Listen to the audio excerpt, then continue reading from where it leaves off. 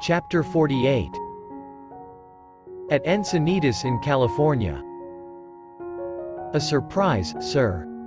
During your absence abroad we have had this Encinitas hermitage built. It is a welcome home gift. Sister Gyanamata smilingly led me through a gate and up a tree-shaded walk. I saw a building jutting out like a great white ocean liner toward the blue brine. First speechlessly, then with ohs and ahs. Finally, with man's insufficient vocabulary of joy and gratitude, I examined the ashram's 16 unusually large rooms, each one charmingly appointed. The stately central hall, with immense ceiling-high windows, looks out on a united altar of grass, ocean, sky, a symphony in emerald, opal, sapphire. A mantle over the hall's huge fireplace holds the framed likeness of Lahiri Mahashaya, smiling his blessing over this far Pacific heaven. Directly below the hall, built into the very bluff, two solitary meditation caves confront the infinities of sky and sea. Verandas, sun-bathing nooks, acres of orchard, a eucalypti grove, flagstone paths leading through roses and lilies to quiet arbors, a long flight of stairs ending on an isolated beach and the vast waters. Was dream ever more concrete? May the good and heroic and bountiful souls of the saints come here, reads, a prayer for a dwelling, from the Zenda Vesta, fastened on one of the hermitage doors, and may they go hand in hand with us, giving the healing virtues of their blessed gifts as widespread as the earth, as far-flung as the rivers, as high-reaching as the sun, for the furtherance of better men, for the increase of abundance and glory. May obedience conquer disobedience within this house.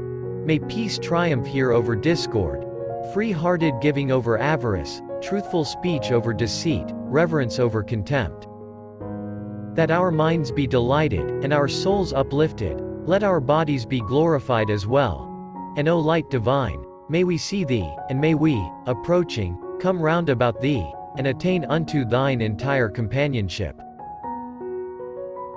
This self-realization fellowship ashram had been made possible through the generosity of a few American disciples, American businessmen of endless responsibilities who yet find time daily for their Kriya Yoga. Not a word of the hermitage construction had been allowed to reach me during my stay in India and Europe. Astonishment, delight. During my earlier years in America I had combed the coast of California in quest of a small site for a seaside ashram. Whenever I had found a suitable location, some obstacle had invariably arisen to thwart me. Gazing now over the broad acres of Encinitas, humbly I saw the effortless fulfillment of Sri Yukteswar's long-ago prophecy, a hermitage by the ocean. A few months later, Easter of 1937, I conducted on the smooth lawns at Encinitas the first of many sunrise services. Like the Magi of old, several hundred students gazed in devotional awe at the daily miracle, the early solar fire right in the eastern sky. To the west lay the inexhaustible Pacific, booming its solemn praise. In the distance, a tiny white sailing boat, and the lonely flight of a seagull. Christ, Thou art risen. Not alone with the vernal sun, but in the eternal dawn of spirit. Many happy months sped by. In the peace of perfect beauty I was able to complete at the hermitage a long-projected work, Cosmic Chants. I set to English words and Western musical notation about 40 songs, some original, others my adaptations of ancient melodies. Included were the Shankara chant, No Birth, No Death. Two favorites of Sri Yukteswar's, Wake, Yet Wake, O My Saint. And Desire, My Great Enemy. The hoary Sanskrit, Hymn to Brahma. Old Bengali songs, What Lightning Flash. And They Have Heard Thy Name. Tagore's, Who Is in My Temple. And a number of my compositions, I Will Be Thine Always, in the Land Beyond My Dreams. Come out of the silent sky, listen to my soul call, in the temple of silence. And, thou art my life. For a preface to the songbook, I recounted my first outstanding experience with the receptivity of Westerners to the quaintly devotional airs of the East. The occasion had been a public lecture. The time, April 18, 1926. The place, Carnegie Hall in New York. Mr. Hunsaker, I had confided to an American student, I am planning to ask the audience to sing an ancient Hindu chant, O God Beautiful. Sir, Mr. Hunsaker had protested, these Oriental songs are alien to American understanding. What a shame if the lecture were to be marred by a commentary of overripe tomatoes. I had laughingly disagreed. Music is a universal language. Americans will not fail to feel the soul aspiration in this lofty chant. During the lecture, Mr. Hunsaker had sat behind me on the platform, probably fearing for my safety. His doubts were groundless. Not only had there been an absence of unwelcome vegetables, but for 1 hour and 25 minutes the strains of, O God Beautiful, had sounded uninterruptedly from 3,000 throats. Blasé, no longer, dear New Yorkers. Your hearts had soared out in a simple paean of rejoicing. Divine healings had taken place that evening among the devotees chanting with love the Lord's blessed name. The secluded life of a literary minstrel was not my role for long. Soon I was dividing every fortnight between Los Angeles and Encinitas. Sunday services, classes, lectures before clubs and colleges, interviews with students, ceaseless streams of correspondence, articles for East-West, direction of activities in India and numerous small centers in American cities. Much time was given, also, to the arrangement of Kriya and other self-realization fellowship teachings into a series of studies for the distant yoga seekers whose zeal recognized no limitation of space.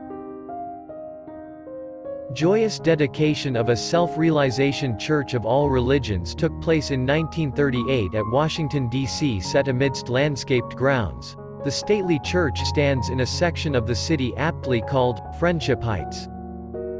The Washington leader is Swami Premananda, educated at the Ranchi School and Calcutta University. I had summoned him in 1928 to assume leadership of the Washington Self-Realization Fellowship Center. Premananda, I told him during a visit to his new temple, this eastern headquarters is a memorial in stone to your tireless devotion. Here in the nation's capital you have held aloft the light of Lahiri Mahashaya's ideals. Premananda accompanied me from Washington for a brief visit to the Self-Realization Fellowship Center in Boston. What joy to see again the Kriya Yoga band who had remained steadfast since 1920. The Boston leader, Dr. M. W. Lewis, lodged my companion and myself in a modern, artistically decorated suite. Sir, Dr. Lewis said to me, smiling, during your early years in America you stayed in this city in a single room, without bath.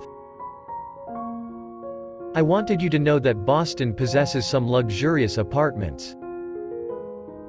The shadows of approaching carnage were lengthening over the world. Already the acute ear might hear the frightful drums of war. During interviews with thousands in California, and through a worldwide correspondence, I found that men and women were deeply searching their hearts. The tragic outer insecurity had emphasized need for the eternal anchorage. We have indeed learned the value of meditation, the leader of the London Self-Realization Fellowship Center wrote me in 1941, and know that nothing can disturb our inner peace. In the last few weeks during the meetings we have heard air raid warnings and listened to the explosion of delayed action bombs, but our students still gather and thoroughly enjoy our beautiful service. Another letter reached me from war-torn England just before America entered the conflict. In nobly pathetic words, Dr. L. Cranmer Bing, noted editor of the Wisdom of the East series, wrote, When I read East-West, I realized how far apart we seem to be, apparently living in two different worlds. Beauty, order, calm, and peace come to me from Los Angeles, sailing into port as a vessel laden with the blessings and comfort of the Holy Grail to a beleaguered city. I see as in a dream your palm tree grove, and the temple at Encinitas with its ocean stretches and mountain views, and above all its fellowship of spiritually minded men and women, a community comprehended in unity, absorbed in creative work, and replenished in contemplation. It is the world of my own vision, in the making of which I hope to bear my little part, and now. Perhaps in the body I shall never reach your golden shores nor worship in your temple. But it is something and more, to have had the vision and know that in the midst of war there is still a peace that abides in your harbors and among your hills. Greetings to all the fellowship from a common soldier, written on the watchtower waiting for the dawn.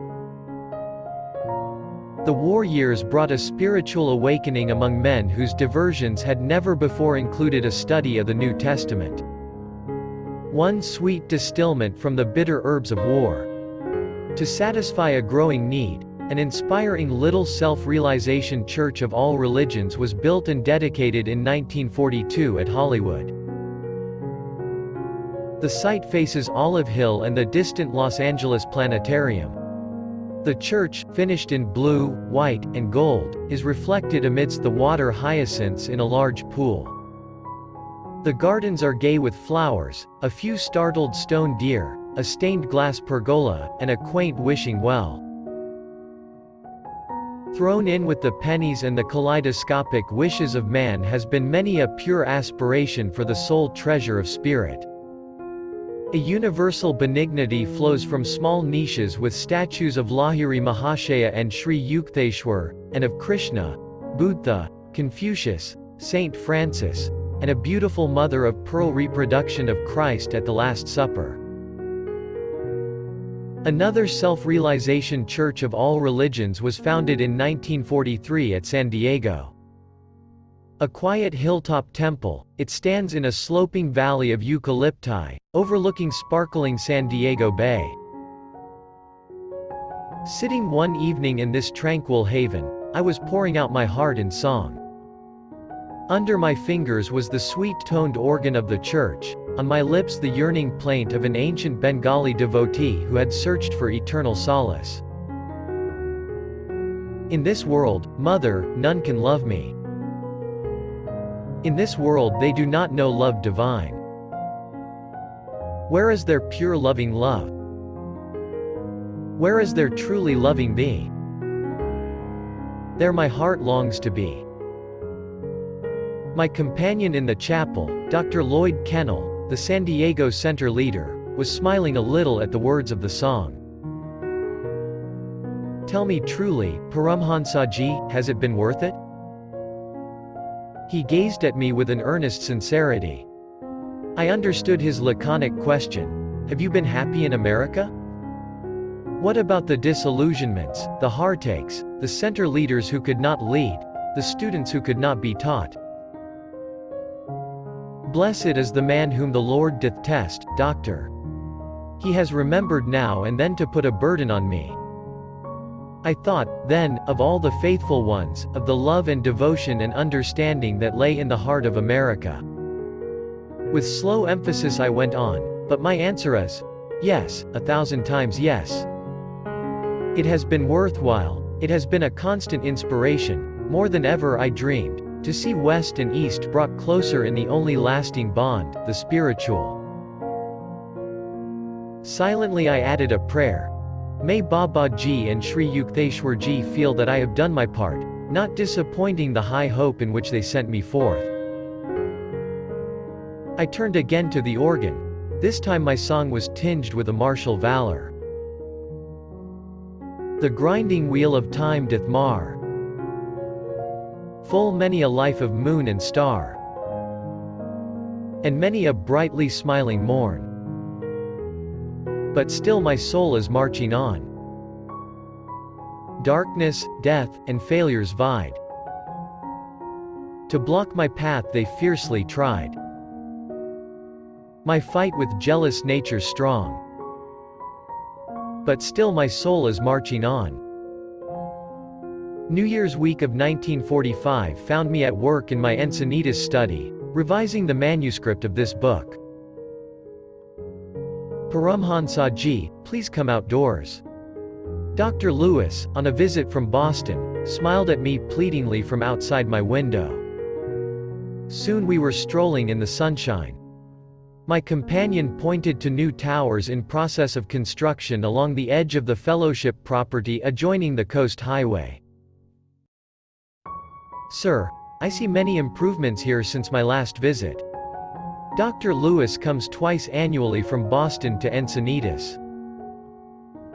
Yes, Doctor, a project I have long considered is beginning to take definite form. In these beautiful surroundings I have started a miniature world colony. Brotherhood is an ideal better understood by example than precept. A small harmonious group here may inspire other ideal communities over the earth. A splendid idea, sir. The colony will surely be a success if everyone sincerely does his part. World is a large term, but man must enlarge his allegiance, considering himself in the light of a world citizen, I continued. A person who truly feels, the world is my homeland. It is my America, my India, my Philippines, my England, my Africa, will never lack scope for a useful and happy life. His natural local pride will know limitless expansion. He will be in touch with creative universal currents. Dr. Lewis and I halted above the lotus pool near the Hermitage. Below us lay the illimitable Pacific. These same waters break equally on the coasts of West and East, in California and China. My companion threw a little stone into the first of the oceanic 70 million square miles. Encinitas is a symbolic spot for a world colony. That is true, Doctor. We shall arrange here for many conferences and congresses of religion, inviting delegates from all lands. Flags of the nations will hang in our halls. Diminutive temples will be built over the grounds, dedicated to the world's principal religions. As soon as possible, I went on, I plan to open a yoga institute here. The blessed role of Kriya Yoga in the West has hardly more than just begun. May all men come to know that there is a definite, scientific technique of self-realization for the overcoming of all human misery. Far into the night my dear friend the first Kriya Yogi in America discussed with me the need for world colonies founded on a spiritual basis. The ills attributed to an anthropomorphic abstraction called society may be laid more realistically at the door of every man. Utopia must spring in the private bosom before it can flower in civic virtue. Man is a soul, not an institution. His inner reforms alone can lend permanence to outer ones. By stress on spiritual values, self-realization, a colony exemplifying world brotherhood is empowered to send inspiring vibrations far beyond its locale. August 15, 1945, close of Global War II. End of a world. Dawn of an enigmatic atomic age. The Hermitage residents gathered in the main hall for a prayer of thanksgiving. Heavenly Father, may never it be again. Thy children go henceforth as brothers. Gone was the tension of war years. Our spirits purred in the sun of peace. I gazed happily at each of my American comrades. Lord, I thought gratefully, Thou hast given this monk a large family.